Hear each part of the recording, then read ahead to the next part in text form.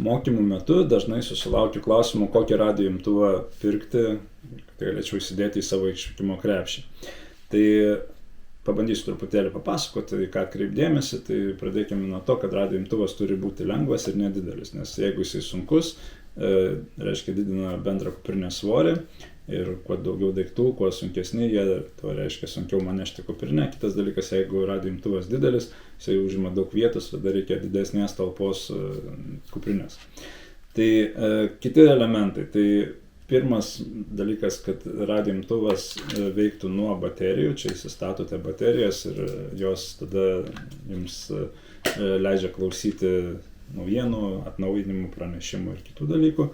Jeigu yra galimybė, pavyzdžiui, pasikrauti per USB jungtį, tai irgi visai geras daiktas, nes pajungus tiesiog elementariai prie rozetės kokios nors arba prie kompiuterio ar kito prietaiso galima pasikrauti.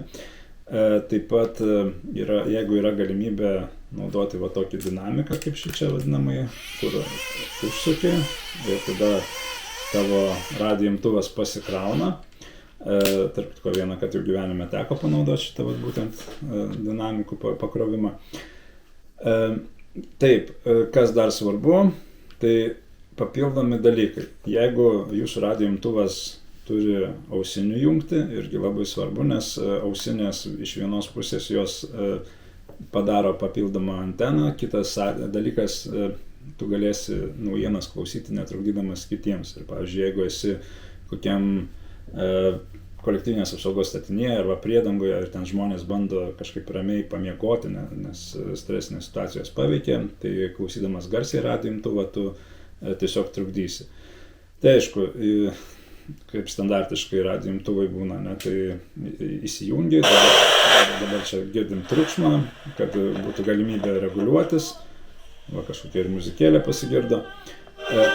Dabar, jeigu tavo radijo imtuvas turi tokias papildomas funkcijas kaip žibintuvėlis, tai irgi pravartu, aišku, jisai, reikia suprasti, eikvoja baterijas, bet daugiafunkciškumas kartais praverčia. Ir šiuo atveju, jeigu aš turiu radijo imtuvą, aš galiu ir pasišviesti jo ir netgi signalizuoti, jeigu reikia, ne, pavyzdžiui, tokiais būdais pranešti, kad man kilo pavojus.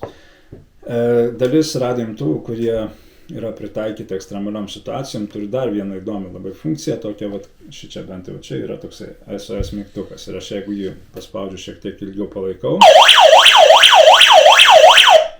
tai reiškia, aš galiu šitų signalų labai greitai ir aiškiai informuoti žmonės, kad yra pavojus. Jeigu, sakykime, įsijungia šitą signalą kokia nors kolektyvinės apsaugos statinyje, tada žmonės jau žino, kad reikia reaguoti. Aišku, čia yra minusas, nes kartais man įsidedant į savo išvykimo krepšį, vykstant į mokymus, būna, kad netyčia užsispaudžia šitas signalas ir paskui turiu greitai lysti į kuprinę ir atjunginėti, nes žmonės gąsdina. Bet šiaip yra galimybės atjungti, ten tiesiog perjungiai šitą dalį, kad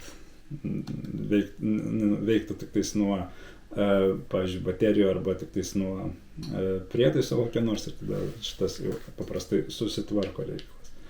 Tai nežinau, ar atsakiau visus klausimus, jeigu yra papildomų klausimų apie radijo imtuvus, tai tada tiesiog parašykite komentaruose, pabandysiu juos atsakyti. Ačiū uždėmesį.